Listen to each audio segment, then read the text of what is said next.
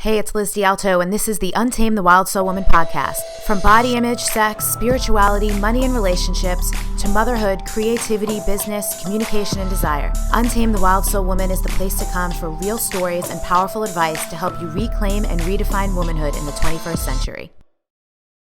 What's up, wild souls? Before we get into today's episode, I have an offer I'm super excited to make for you. I'm excited for two reasons. One of them is for you. One of them is for me. The selfish reason I'm excited is because I'm always so grateful anytime I can move through an area of being really stubborn. And so something I've been really stubborn about for the last few years is not doing one-off coaching calls. And what I've come to realize recently that just didn't feel good about that was that people are asking for my help and essentially I'm saying, no, I won't help you. And so I want to help you. I get so many messages, especially from those of you who listen to the podcast, who want to hop on the phone with me, who want to ask me about something you've got going on in your life. And often it's either something that you're really struggling with that you want to resolve, or it's something that like you're really dreaming about. I have a lot of you I know are entrepreneurs, or you have some kind of side hustle and you're like, God, I just want your brain. I want your strategy. I love the way you do business. Can you help me out with this?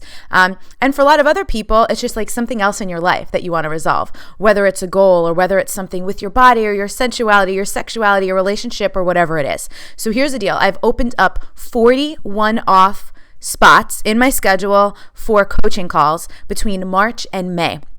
So if you want to hop on the phone with me, if you want to pick my brain, ask me literally anything, I will hop on the phone with you. I will go to the ends of the earth to make sure I give you whatever advice I can, whatever tools I can, and really just serve you with all my years of knowledge and experience and wisdom and tools and whatever it is that I have in my arsenal that I can help you out with. So I'm so pumped for these, again, to help, but also to connect with you. It's always so fun when I get to connect more personally and more deeply with the women in this amazing community we have here. So here's the deal. If you want one of these calls, I'm not going to give you a direct link to book it because the last time I did something like that, I overbooked. So instead, if you want one of these calls, send an email to hello@wildsoulmovement.com. And in the subject line, put one off call. And then that's it. We'll respond to your email. We'll give you the details. I have a $100 promo code for anyone from the podcast. So we'll know it's from you because your subject line will say one-off call. And that's it. So on to today's show. Elizabeth D'Alto here, your host for the Untamed the Wild Soul Woman podcast with another great friend of mine, Samantha Skelly. She is the founder of a movement and a business called Hungry for Happiness. And this is just another person that, this interview will be filled with plenty of giggles, probably lots of big insights. I imagine our conversation will certainly veer around the topic of body and body image and self-love and stuff like that. But as always, don't have any expectations because we tend to take this wherever we want to. So, Miss Samantha, thank you so much for joining us today. Thank you, my love. I'm so excited. So I don't know. There's no expectation if you have ever listened to the podcast before. So you may or may not know the first question that I always ask everyone. So here it is. What do you love about being a woman? I love being a woman because the first word that comes to my mind is juicy. I feel like when I fully am actually honest with myself and I'm in my feminine, I feel like I can just be this juicy, playful, and embody this like energy of just like receiving and allowing. That feels so fucking good. I love it. Juicy. The word feminine and juicy for me just integrate really nicely.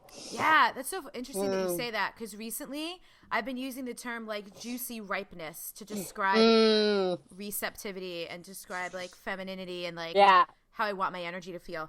So how do you access juicy in your life right now when you are not feeling that way? Okay, so for me, it confused the hell out of me for so long. I, by nature, well, in my day-to-day, I do play a masculine role when I work most of the time, that sort of like get shit done kind of thing. And I realized that I had to actually have a little practice of switching into my feminine. It's not something that I'm like, okay, I'm here now. And it was really interesting because my previous partner, our energies would be very combative because I would be at work all day and then he would come home and his masculine, and then it would be like me and my masculine, him and his masculine, and it would be combative and it wouldn't feel good. So I now have a practice of actually shifting that, which is very conscious, and just like lighting some sage, putting on some music, letting my hair down, just like moving my body, just like doing like a little movement practice. And doing that allows me to like access that like juicy flow. And then Mm-hmm. those energies integrated into the masculine are just so much easier. This is huge, that transitional time. This has come Mm, up in some calls in my mentorship, even in my mm, own life, even with me and Michael, just realizing that like men as well, they need to, if you've been going at it all day in that masculine energy and in the like the get shit done mode, we all need to take a little break and like just like mm, hit the brakes a little bit, and even if it's just to like recover, replenish, rejuvenate just mm, for a little bit and maybe go back into it or maybe not. I noticed this when I started taking pole classes in January of this year, how a lot of them are in the evening, and it mm, would be interesting. I would come home after that and be so juicy, and mm, then if Michael would ask me something about anything that would pull me back into like linear mm. mindset thinking, doing, I'd be like, hey, we could talk about that tomorrow, because Yeah. I'm not interested in coming out of this state Yeah. and going back Mm, into that one before I go to mhm. bed. Yeah. Yeah. So interesting as like a wind down, replenishing, nourishing place. So I am familiar with your story, but I'd love for you to chat a little bit Mhm, about it with anyone listening, because I think a lot of women deal with eating disorders, mm, ranging from so mild they probably wouldn't even label it an eating disorder to like pretty intense. mhm, And I know it's not. I love in your story that that's just like not how you started and not how you were. And then when you mm, got into this world of dance and this culture, how everything mm. unfolded and went for you. So start wherever feels good to start. Take us wherever you want to take us, and we'll go from there. Yeah. Yeah, cool. So I grew up as a dancer. So I was a professional dancer. And from the age of like 3, I was looking in the mirror, looking at my body, just being very confronted with like what was physically actually going on and very aware. And up until I was 18, I was pretty cool with it because in the back of my mind, I was like, well, I'm exercising 6 hours a day. There's no way I'm going to gain weight. So I had like that saving grace. I had that like control over my exercise regime. So my relationship with food when I was growing up until I was 18, was pretty standard. Like I did use food for health and hunger. When I was 18, I stopped dancing and I went into panic mode, and I was like, oh my God, I'm not on this restrictive regime anymore. I need to control every calorie I put in my body, and I need to figure out how much I'm exercising. And it was all calculated and very transactional. And I I was like, okay, well, the obvious thing to do, because this is what the diet industry is telling me, is like to go on a diet. That's just like what you do when you're obsessed. So I started dieting, and just going through every single diet on the market. And Sunday night, I would scroll through Instagram. I would research diets, be like, okay, which one should I do this week? What one feels good now? And so I would do that until about Thursday, and then I would throw in the towel and I would binge eat on all the food I felt so deprived from, like fucking Nutella and nibs and all that good stuff. And because binge eating is just simply a physical reaction to deprivation and to restriction. And at that time, I didn't know it. At that time, I was like, oh, fuck, Sam, you have no willpower. Like, how are you're such a failure? Like, how are you? Like, what are you doing? And that cycle went on for years. And at the same time, I had a personal training company in England, in London. It was a mobile personal training company. So on the outside, I was a beacon of health, light, and love. Like, hey guys, do this, try this, and this diet. And then behind the scenes, I was just in the biggest war ever with food in my body. Like, I used to get auto shipped to my house tea that would make me shit myself. Like, that's how terrified of gaining weight I was. And so it came to this point where I was living two lives. On one hand, I was trying to empower people to be healthy, and behind the scenes it was like, well, this is not in alignment. Like, if you guys could actually see what was happening emotionally inside here, it's not indicative of how I'm showing up in the world. And I felt that, like, at a fundamental level. So it was a Sunday night. I was in England and I was searching for another diet because it was a Sunday night. And I just got this like visceral, like very strong gut feeling like you can't do this anymore. Like you're ruining your relationships, you're ruining your career, you're ruining your the intimacy in every aspect of your life because you're scared of getting too close because you don't want to be like found out that this is what's actually happening. Tons of shame, tons of guilt. So I was like, hey, I need to change. Universe, like give me a sign. I need to like sort my life out because this is painful and I can't go on like this anymore. So I ended up getting deported from England, and that was I think that was like the sign from the universe, like, okay, something's got to change here. Wait, So I need a pause. Why did you get deported? because I overstayed my visa by a whole year. So I was on like a working visa. Mm-hmm. And then my partner at the time, we applied for a de facto visa, which is an unmarried partner's visa. Mm-hmm. But we'd broken up. And so I like should not have been there because we'd broken up and we were trying to apply for a partner's visa. And then they realized we were at two separate addresses and they're like, okay, get the hell out of the country. Like you do not belong anymore. So I was trying to push the limits a little bit. That's awesome. I love it. It's like, yeah. Just the word deported sounds so severe and like you're so lovely. The two didn't seem to go together. So that is hilarious. Okay, keep going. That's like the risk taker in me. I'm like, they're not gonna find me. I'm totally good. All right, like that's the benefit of governments being so bureaucratic. You're like, it'll take them a while to figure this out. It'll take them at least a year. I got at least a year. I'm good. Good. So, yeah. So I came back to Canada and I just was like, okay, I need to sort this out. Like, what's going on here? It's not the food is not the issue, but I was using food as a drug. I was using food as like I had like this like fear of future deprivation thing going on where I would like binge and think that it wasn't going to come again. And then I had severe body image issues, so I had to manipulate my diet in order to fix that. And then I was like, you know what, Sam? No, this is all you're externalizing everything. Like everything you need to be happy is within here. Just be courageous enough to take that journey because it's scary. Mm-hmm. And all the pain that you're suppressing is within the body. So I was like, okay, I need to like take a break from fitness. I need to take a break from like pretending to be someone that I'm not. I need to just like zone in and get rid of all the distractions in my life, get rid of the boyfriends, the drinking, the everything, and just like really focus on me.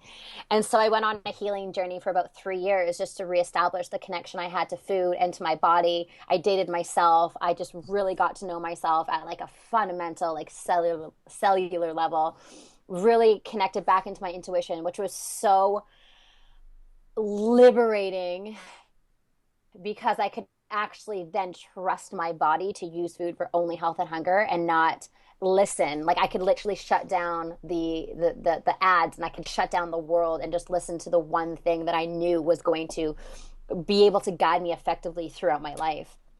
And so yeah, that took about 3 years. And it's so interesting because the mentality that I had and that I'm sure a lot of the listeners have is diet mentality is very Band-Aid on bullet wounds type of thing. You know, it's like, what's the next like fix to make me feel good and to make me feel worthy? And so reverse engineering that and getting to a place of, okay, I need to transform, but I need to transform from a place of love that's going to take me longer. I'm like, this doesn't make sense. I'm like quick fixes. It's like, it's all about quick fixes, right?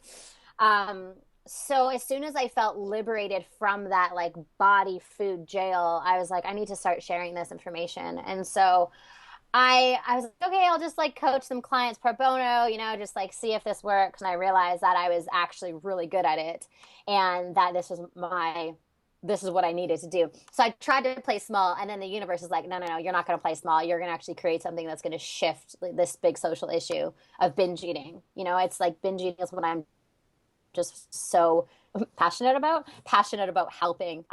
It's the one disorder that just goes completely under the radar. The modern medical system just does not recognize it as anything. They don't think, you know, the amount of people that come to me and they're like, oh, my doctor thinks nothing's wrong with me. Like it's bullshit.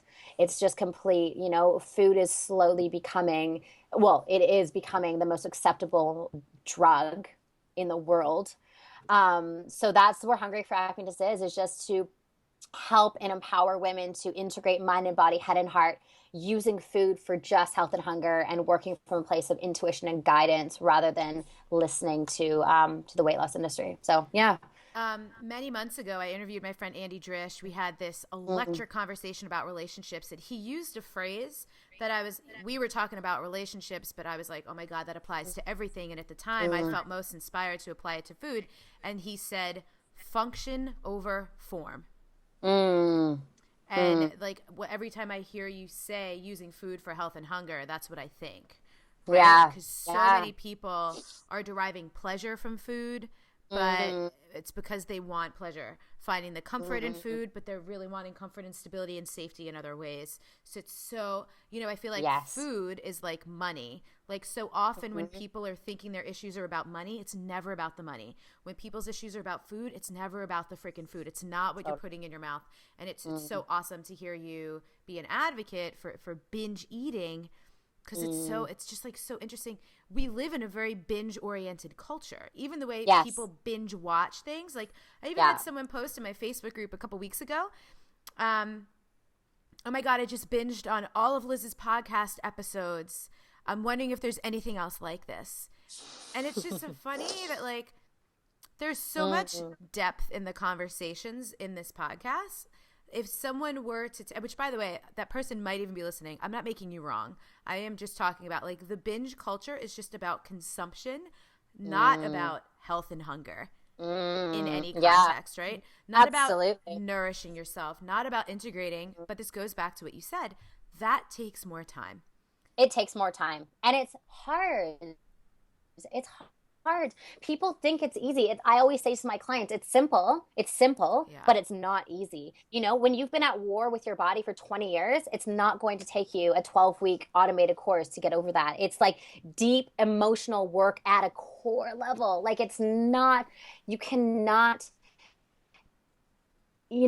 first of all, you cannot shame your way there. It has to start from a place of love, which in itself is a foreign concept to the average woman who's been dieting and at war with her body for so long, right? Yeah. And that I think that's a really integral thing. And I know everyone's different, but I would venture to say for a lot of women, probably a lot of men too, negative reinforcement doesn't work. Like you were just saying, you can't shame your way there. It's just so interesting. One of the things that really helped me, because you and I have a similar journey in the sense that we were in fitness and we were like, this is not where it's at. Not to down fitness. For a lot of people, it's empowering. But I just remember seeing like the message and the attitude of like a Jillian Michaels and just being like, that would never work for me. Like someone yelling at me. The only thing that would incite in me is like violent rage. Like I'd want to like beat the shit out of that person, not be like, thank you so much for the tough love. Like, I really, it's like so demotivating for a lot of people. That's how we're conditioned though. We're conditioned that things have to be hard and forceful and angry and like uphill climb. Like if you think about dieting in the true essence of it, it's so challenging. You start there and then it's like, force, restrict, go.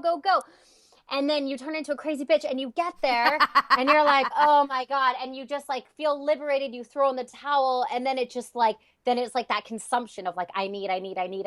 So what happens is, the journey back into the body actually requires the complete opposite. It requires love. It requires flow. It requires ease. We can't force our way there. And the good thing is we were all born with the ability to be there. Like that's where we started. We've lost it along the way. So it's like it's untangling what we've done over the last 20, 30 years to get back into that true essence of just pureness, without listening and following anything, and have a laundry list of good and bad foods. It's just pureness. It's so funny. Sorry, every time you say diet, I remember I saw a sign somewhere that says dieting. The word die is in it. I mean, literally, failure is like built in to dieting, and these weight loss corporations who are creating these dependency models, right? Like take Weight Watchers, Jenny Craig, Dr. Bernstein, all of those. They're actually creating a dependency model. So it's like pay us and you can stay skinny, but we're not going to teach you actually how to eat for health and hunger. We're going to, because we don't want you to learn how to do it by yourself. God forbid. Because we want to tell you what to eat, how to eat, when to eat, what to do, blah, blah, blah. We want to tell you all this and micromanage you and put you into this little box where everything's so controlled. But then as soon as you stop paying us, you're out of there and you can just go eat whatever you want. That's dangerous, not only on a physical level, but on an emotional level. I was in a parking lot a couple weeks ago, and they still have like Jenny Craig locations. Mm-hmm. And I noticed Kirstie Alley is still the spokesperson. Mm-hmm. And I just started laughing to myself at, a lot of our culture, if you just pause and just notice what's going on around you, has why haven't more people realized that Kirstie Alley should not be the spokesperson anymore? Because what that is showing us is that she has gained and lost the same, and I'm not making her wrong either, but it's a problem that she still has the problem, right? It is not solved. It's it's an issue of management, not solution. And an analogy, metaphor, whatever it is I make all the time is it's a difference between you can mow the lawn and mow the weeds along with it and they're just going to grow back, or you can pull them out by the roots. Yeah, exactly. And what people like you are doing is pulling things out by the roots so you can actually transform and actually really heal something, not what you said, put a Band-Aid on it or give yourself a balm or something. Yeah. These are long-term resolutions we're talking about. And if it's a long-term resolution, it's not going to be a quick fix. No. And that, I think, because we are designed for quick fixes, it takes a bigger person. It takes someone to really get that if you are ruthlessly committed to long-term transformation and not just kind of sort of interested in it, you have to be in it for the long haul. You have to be committed to yourself. It's going to be the best journey you'll ever take, but it takes that high level of ruthless commitment. Yeah. And I recently interviewed my friend John Vroman at the time that you and I are having this conversation. I'm not sure if his interview will have been out before or after yours, but one of the things that he said that I loved so much was you need to become obsessed with the process. And the thing is this, if you are a person who is a binge eater or has some kind of disorder around anything, chances are your personality is a little obsessive anyway. And it's not bad. It's bad or unhealthy, really, when it's attached to something that's not helping you, nourishing you. But if you can take that and place it on something and be obsessive about something that's so good for you and nourishing and useful, let's just redirect that energy to a place that's going to help your life and be obsessed with the process. I like that. Be obsessed with the process. Or actually, Canadians say process. But same thing. Whatever it is. Obsessed with the process. I love that. I love it. Right, yeah. If you're going to be obsessed anyway, just yeah. hitch that wagon onto something that's good for you. I like it. That's golden. Yeah. So let's talk from worst case, because if someone listening has any kind of a mild connection to a severe connection to what you're talking about, coming from the worst case, I think will probably be useful. So what are some of the first steps, right? Because I think so many people are fast forwarding. They want the result. And so they're I need to do all these things. What are just some of the first little incremental steps people need to take when they're working their way out of something like this?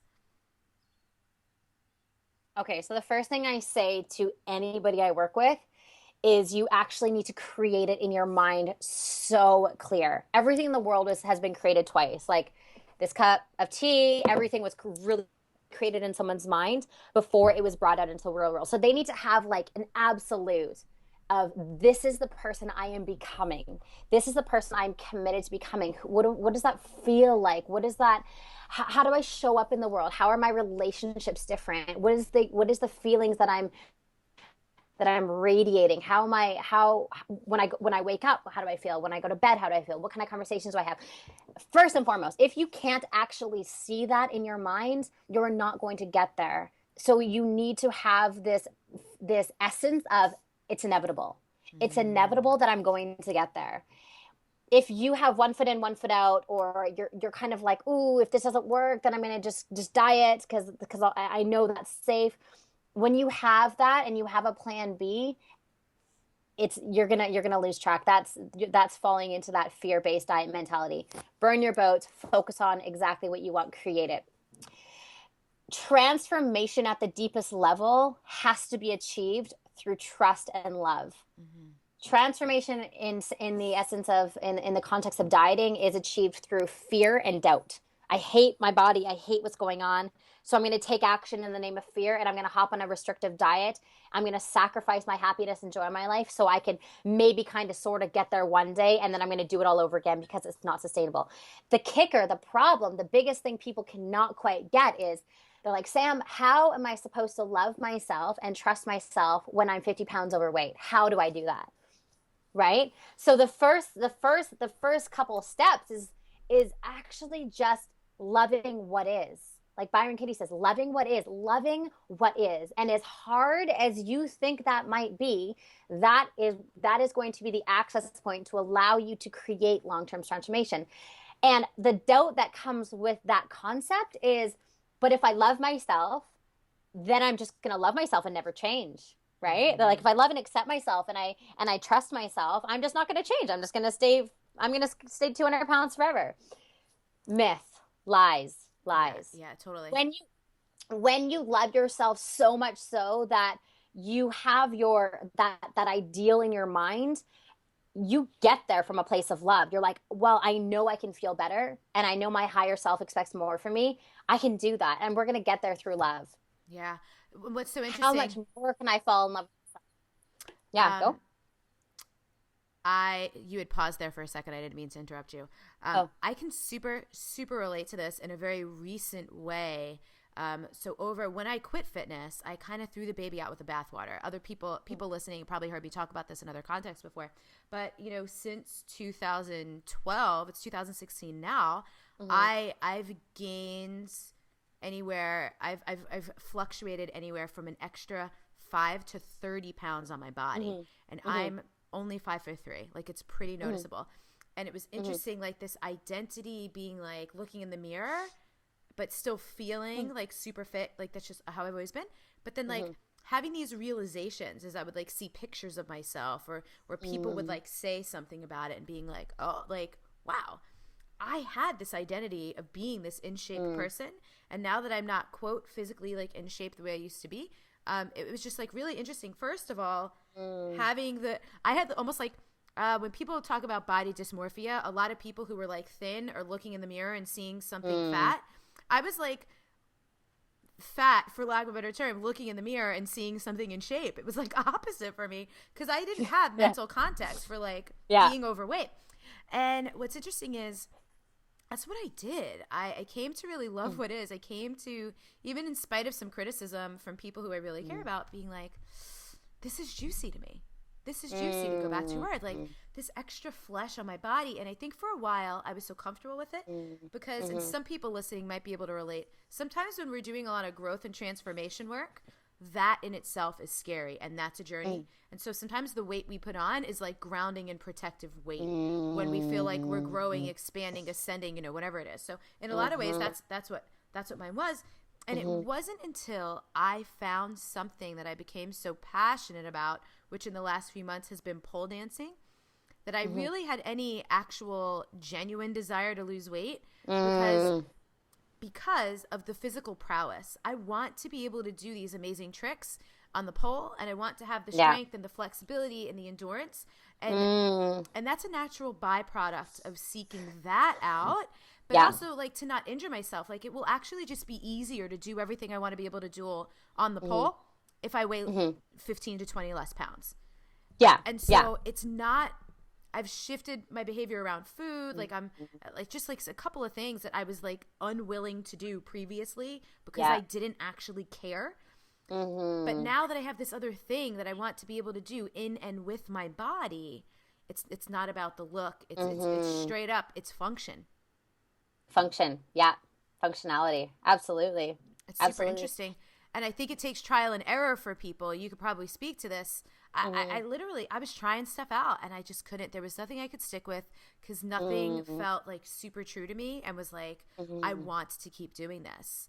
And the thing that was different in my experience of that was I wasn't making myself wrong. I was obsessed with the process. I was like, I'll find it eventually. I just haven't found it yet.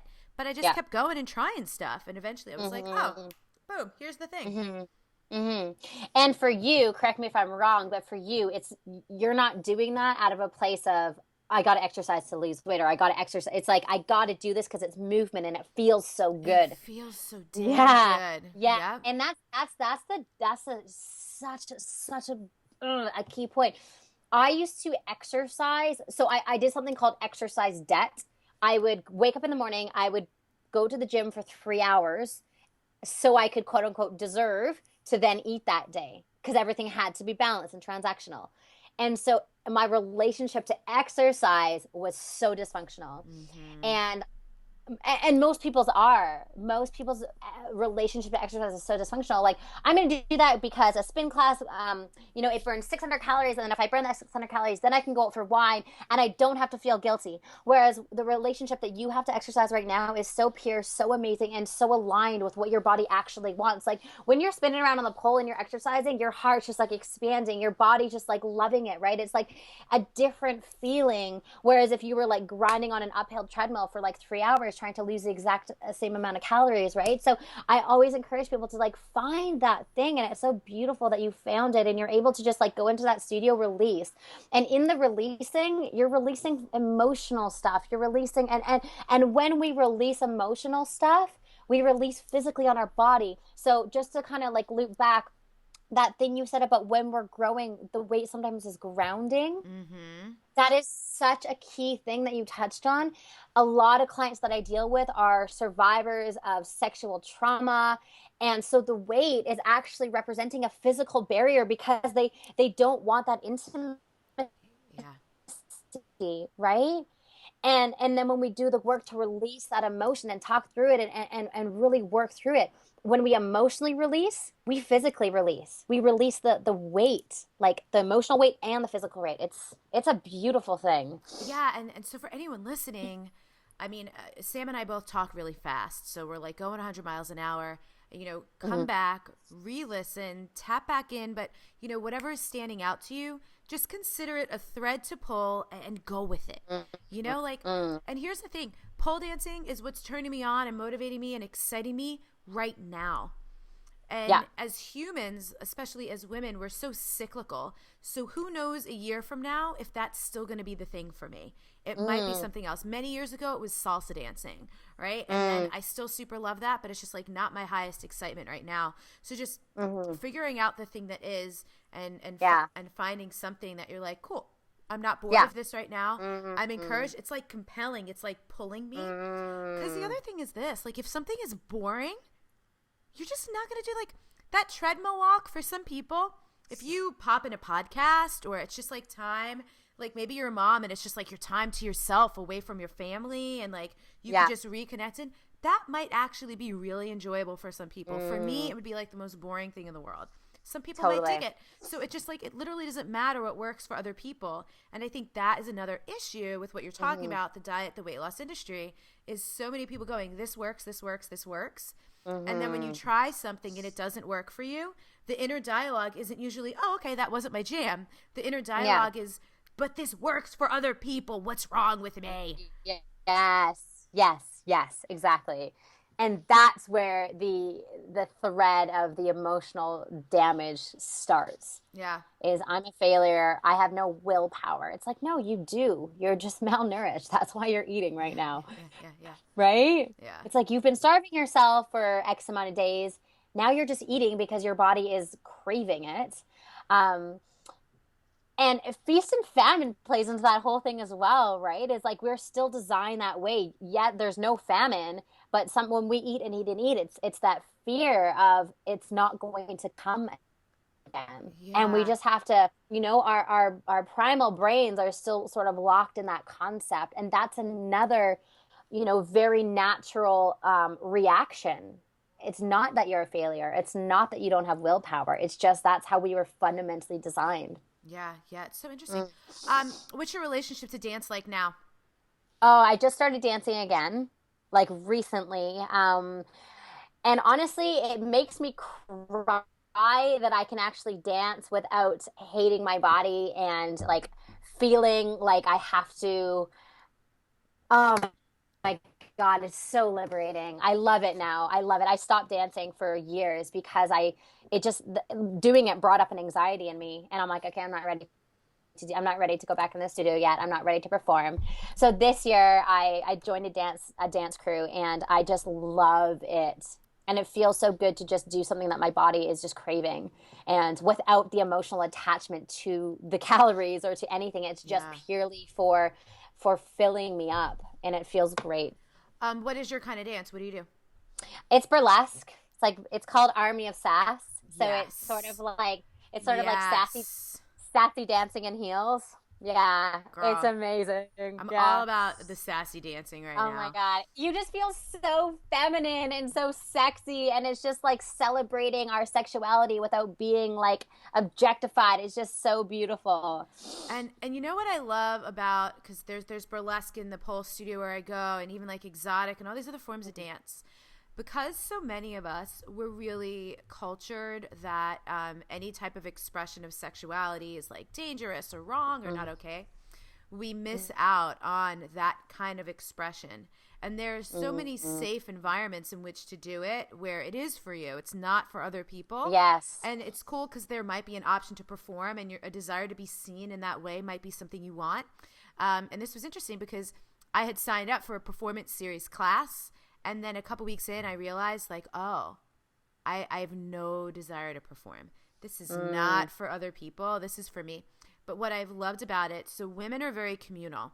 Like in our biology is to be communal, is to be tribal. And what I love about the community and dancing with a group of women is actually getting to sit back and admire the female form. And this is another thing. It's kind of counterculture because, like, there's all this dialogue. Like, am I a lesbian? Like, like, my God, I'm like so like turned on by this woman. But Yeah. there's context. I'm not turned on sexually. I'm like turned on emotionally, turned on like inspired and like Yes. blown away by how beautiful the female form is and how much, like, something I say all the time is like your body is art.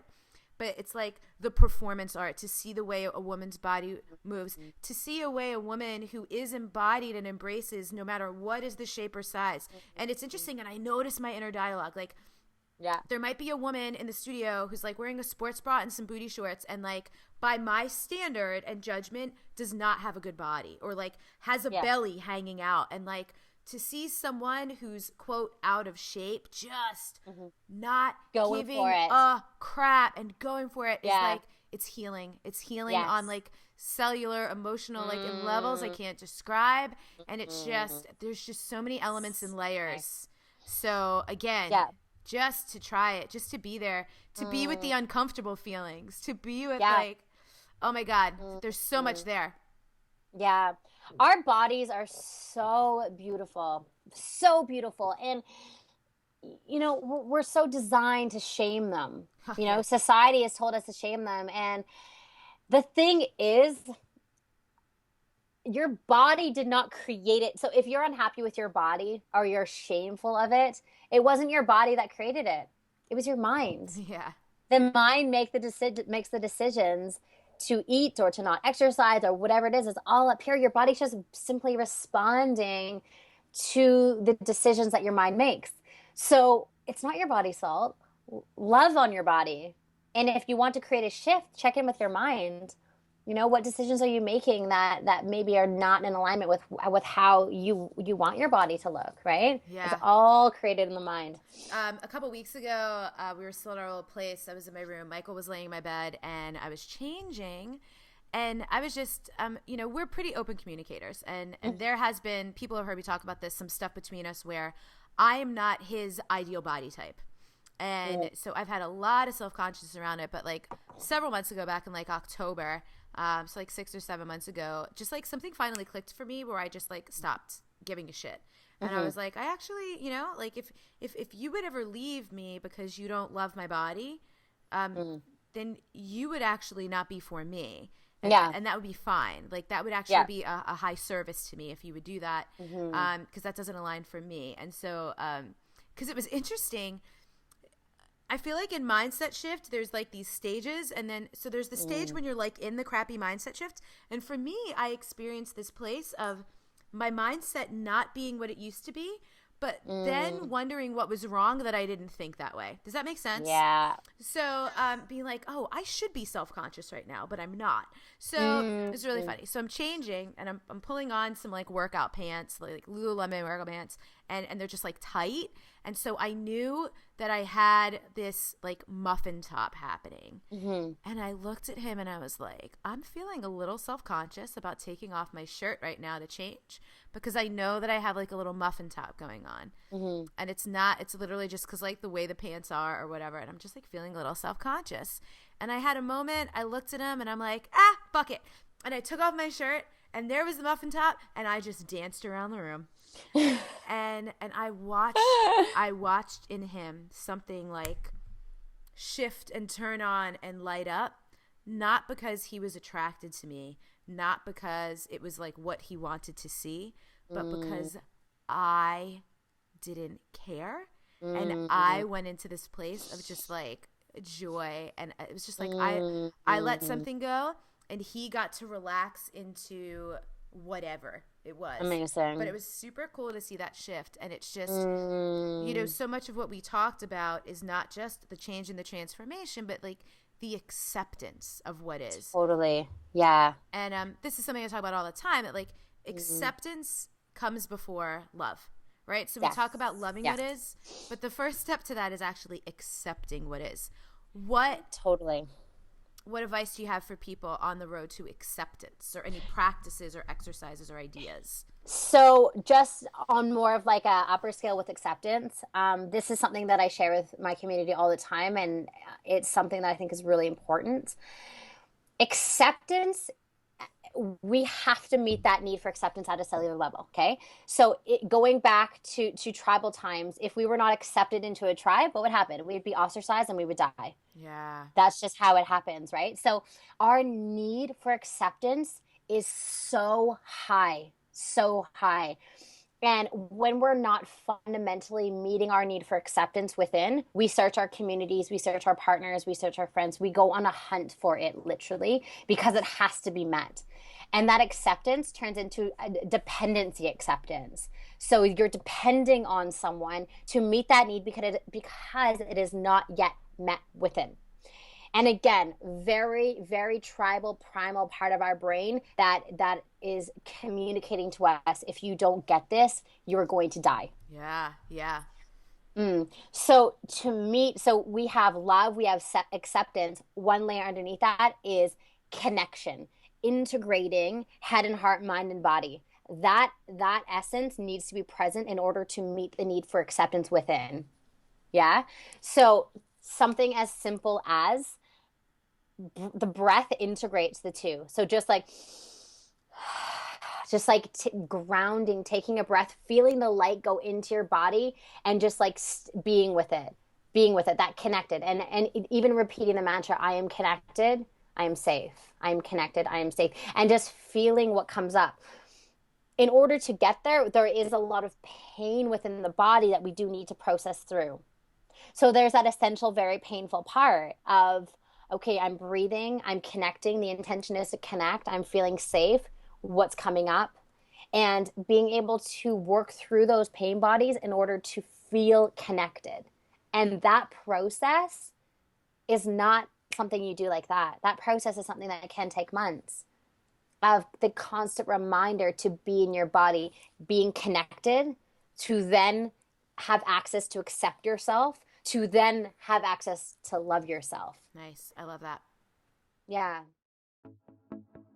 Real quick, taking a pause from the episode to bring you a note from one of our sponsors. If you love listening to the podcast, you might also love listening to audiobooks. Audiobooks is something I just got into 3 or 4 years ago. They're perfect for the car, road trips, long commutes, walking the dog. Sometimes we just don't have time to sit down and read a book, or sometimes we want to digest a book that we've already read in a different way. Some of my favorite books, I have both the print copies and the audio copies, so I can listen and I can reflect, and every time I go back and I listen, I always catch something different, or something always lands with me differently, and I'm super excited to have the audio version of my book, Untame Yourself, in the works. And it'll be coming out later this spring, 2016, depending on when you're listening to this. It might already be up, but check out audibletrial.com/Elizabeth. And when you go there using that special link, you can actually get a free trial. So you can download an audiobook for free to see if you like listening to audiobooks, or maybe you already have listened to audiobooks before, and why not just check it out to get one for free that you've been really thinking about getting. So it's audibletrial.com/Elizabeth to get yourself a free audiobook. And that's it. Back to the show. So we do a little, I joke around. I need to think of a better name for this. I'm like, oh, let's do some rapid fire questions, but it's never rapid fire because then I want to go down on the tangents of your answers. So, I'm basically just going to ask you some random questions now. Cool. Okay. And we'll see where it takes us. Okay. What is your favorite? So you're a dancer. What is the kind of music that if it comes on, you just couldn't even sit still if you were tied to a chair? Justin Bieber, sorry. No way. That's awesome. Love it. What is currently like one of the most uncomfortable things in your life? Relationships with men. Like, I'm pushing boundaries with it because I've had a lot of like, I don't need a boyfriend, I don't want a boyfriend, I'm a single individual. And so I'm really embracing the growth that I'm having with men, and it's feeling so good and so vulnerable, and yeah, humbling. I don't know why I want to ask you this question. What's some of the worst relationship advice you've ever received? Oh my God. Just like be an individual, like just do it all yourself. Like, you got this. Like, you don't need a man. Like, if you have one, just do everything on your own anyways. And like, I really want to just say to a man, like, I need you, because that's such a vulnerable, beautiful thing. Like, I actually need you. And it's, I want to be able to really like connect on that level. I think there's a difference between that need. That need, I almost correlate that, to use your word, hunger. It's more, it's like I need you, like I hunger, like I yearn for you. But it's when need is coming from a place of wholeness, it's like, yes, I don't need you to fill in my perceived gaps and my holes and my deficiencies. I just need you. It's almost like it's like a blanket. Yeah. God, it just feels so damn good. Yeah, it's interesting. Well, I'm so that is like some terrible advice, and I think it just gets misconstrued. It's like, yeah, we want to be sovereign, but like it's okay to need people. It goes back to that like tribal communal thing. Like, it's okay to need. It's okay to be apart. You don't have to be like so independent that you're like actually pushing people away. Yeah, receiving is something I'm just like really settling into. Like, yeah, I'm gonna allow you to do that for me. That feels good. Yeah, that is so fun. So actually, that's something over the last couple of years I've worked on, because I remember the distinct moment in my last relationship when I cut off my partner's giving because I was so unable to receive. Yes. I remember these two instances, these very generous things he was doing, and I was like, why are you doing that? Yeah. Because I was so unable, and it was like, it like crushed him. It crushed him because he wanted to provide. That's what men want to do. And I was like, oh God, don't. Yeah. And like, I have very little regret about anything, but I had like post regret about that, being like, I wasn't able to receive. I'm sorry. Give me all the things now. Give me all the things. Give me all the things. Yeah. And then when I turned the corner and I was more open to receiving, he just wasn't super open to giving, because I'd already energetically been like, nope, sorry, dog. Not open. emasculated him, right? Totally. Yeah. Yeah, man, learning that is a humbling thing to Yeah. realize. And so, to the point where I had to swing the pendulum all the way the other way. Anytime anyone wants to do anything for me now, I'm just like, oh, thank you so much. I receive. And I have to like say it Yeah. so I can like do it, I know, it's so funny. Oh my God, It's I received. It's hilarious. like, okay. And then what's interesting is, how sometimes people offer things and they're not sincere? Yeah. Like, you learn real quick when you're around someone who is receptive not to do that, because if you're offering something you didn't actually want to give and they're like, oh my God, thank you, and you were hoping that they'd be like, no, then you're like, screwed, you got to give it. Oh, that's hilarious. So being receptive is in high service in so many ways. So true. And it's so fun because then you realize, oh my God, people are actually trying to give to me all the time. I know, it's amazing. It's beautiful. I love it. What's something lately that was like challenging for you to receive, but you did it, and we're glad you did? Oh, I think I always ask my friends for feedback. And my one friend in particular, Eric, he's so to the point with me about so much. And so it was like advice that he gave me. He said, you're way too generous. He's like, you're just you just give way too much of yourself. And I was like, what do you mean though? He's like, you do it to a fault. And he's like, and I'm just letting you know that. And I'm like, oh, really? And then I'm like, I had to think about it. And I actually was. And so that for me was like constructive. It was good. That's awesome. And it just shows how many different categories in our lives there are to receive. So that was like feedback and love in a big way. That was love. And you were like, okay, cool. So last question I ask people often is, under this category, this title, this umbrella of untaming yourself, which in a lot of ways just means coming home to your true nature and being who you really are. Is there anything I didn't ask you that you wish I would have, or just something that you're like dying to share that you haven't said yet?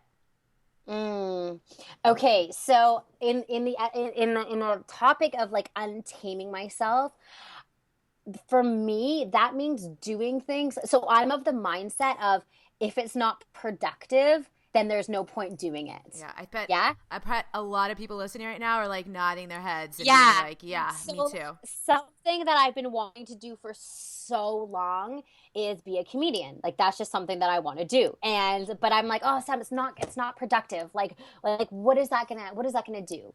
And now I'm like, no, fuck it. Like, I'm gonna do it, because that is freeing to be able to just like be free and creative with my words and just like explore that side of me. And when I'm in like social settings, I'm super witty and it comes naturally. I'm like, if I could just like really like dial down that scale and just like, that's amazing. Like, I was born with that. So why don't I just like actually use it? And so that for me is like, I'm untaming that side of me that I was like, well, you don't really need that. There's more important things to do. Like, you need to grow your business. You need to do this. And I'm like, no, I'm just going to like let loose and just like go for it, because it actually makes me feel good. So what kind of, are you doing like improv, stand up? What are you working on? I'm doing like improv. Yeah. And then I'm going to do an improv show. Yo, I'm that like, is so gutsy. So my little brother's a comedian, and he does stand up. He's way better built to like be a writer and like have a process and like hone and work on things. But he took an improv class in New York City at Upright Citizens Brigade, and I will tell you, it takes so much courage. You could just see, being such an empath. So many years ago when I went to watch like his level 101 like improv show, I didn't have context and I didn't have the language yet to realize I'm an empath. And so there were so many experiences that were so painful for me, and I didn't understand, why is it so painful for me to sit through these things? And I was like, oh my God, because I'm feeling everyone's feelings. Like, I'm so nervous because I'm not nervous. They're nervous, and I'm internalizing their nervousness. Yeah. You know what I mean? Like, they're freaking out, and I'm freaking out, like, I'm worried, but there's nothing for me to worry about. They're worried, and I'm feeling their worry in my body. So it's just like, it was like one of the most painful experiences of my life to sit through. Make it stop. I was like, oh God. But now I get it. It would be way more enjoyable now. Oh, that's so fun. So when is you have a performance coming up, or? So the term is 3 months, and then we have a performance in June. I'm so excited. Oh my God. I wonder. That's like a great excuse for me to get my butt up to Vancouver in June. Oh my God, do it. I would love to come watch you, especially now that I'm way better at not taking everyone's emotions on in my body. So it's It's hungryforhappiness.ca is your website. Yeah. And you are all over the social medias, Facebook, Twitter, Instagram, all the places. Do you have a favorite place to interact with people? Is it Facebook? Go Instagram. Okay. Yeah, we have fun on there. Go Instagram. Oh, I love, and you are a person, I like your Instagram because you actually put the effort into making it look like a collage. So, and I know the theme is like this turquoise. Like when I go to your Instagram, I'm like, sometimes it makes me feel like I need to get my shit together, and then I'm like, nah, that's just not my style. But I'm so glad she does it because it's so sensually and visually pleasing. It's a delight. So yeah. Thank you. And that's, I know you have a personal and you have Hungry for Happiness, right? Yeah, so I have like at Samantha Skelly, and I also have Hungry for Happiness. So the food and body and all that conversation stuff goes on Hungry for Happiness, and it happens in a secret Facebook group. So if you want in, just message me and we can pop you in. Yeah. And the other thing is, Sam and I, we've been, who knows what'll ever come of it, but like we talk and fantasize sometimes about doing some collaborative work together. So if you're listening to this and you're like, man, I really dug this and I also really dug their energy, we'd be super curious. Send us your feedback. Mm-hmm. You can do that in our Facebook group, untameyourself.com/Facebook, or you can email us at hello@wildsoulmovement.com, with your wild dreams and desires. Oh my God, I would love if you guys did this. I'm not making any promises that we will, but we'd love your ideas and your feedback. Yeah, so, absolutely. All right, Mama, thank you for your sharing yourself, sharing your luxurious, glorious hair with us, your smile, your energy, all the things. We will talk to you later. Sounds good. See you guys. Bye. So my relationship with my wife was in a really interesting place when I came to you because she had just lost her job about 6 months before. It was her lifelong job. She was in the military. So I was really learning on how to stop trying to understand her and stop trying to understand her process and just let her have her process. And it was kind of one of those things. It's like I could leave or I could stick around and let her have her process, because I had to stop trying to fix it. I had to stop trying to understand it. And I had to encourage other people to stop understanding it, or trying to stop understanding it. Because the thing that was really interesting was how many people were like, well, I've been there. I've lost jobs. I'm like, yeah, no, you can't really. The comparison's different. It's like when you lose a marketing job, there's another marketing job. When you lose your full-time military job, it's gone. You don't get to go back unless really weird stars align. And so it was something that literally no one except for someone like her, and even someone who'd been through similar things, is not going to understand it. So that was a huge release that I had to go through. That was one of the first things you said to me. And I was like, I'm just trying to understand where she's coming from. And your words to me were, what if you can't?